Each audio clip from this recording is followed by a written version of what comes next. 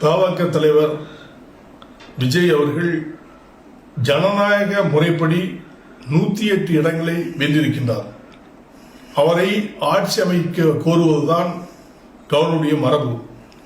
அரசனுடைய மரபை கூட மாற்றியமைப்பதை தமிழக மக்கள் முன்னேற்ற கழகம் ஒருபோதும் ஏற்றுக்கொள்ளாது. இதற்கு மக்களுடைய ஆதரவுகள் இருந்தும் மீண்டும் நீ ஆதாரத்தோடு 118 பேரோடு வர வேண்டும், அப்பொழுதுதான் ஆட்சி அமைக்க முடியும் என்று சொல்வது அது சமூக நீதிக்கு எதிரானது, அரசியல் சாசனத்துக்கு எதிரானது. இதை தமிழக மக்கள் முன்னேற்ற கழகம் வன்மையாக கண்டிக்கிறது. இந்த நிலையை உடனடியாக கவர்னர் கவனத்திற்கு சென்று உடனடியாக மாற்றி உடனடியாக அவரை ஆட்சி அமைக்க அழைக்க வேண்டும் என்று வலியுறுத்தினேன். பெரும்பான்மையை நிரூபிக்க வேண்டிய இடம் சட்டமன்றமே தவிர ஆளுநர் மாளிகை அல்ல என்பதை தெளிவாக தெரிந்து கொள்ள வேண்டும்.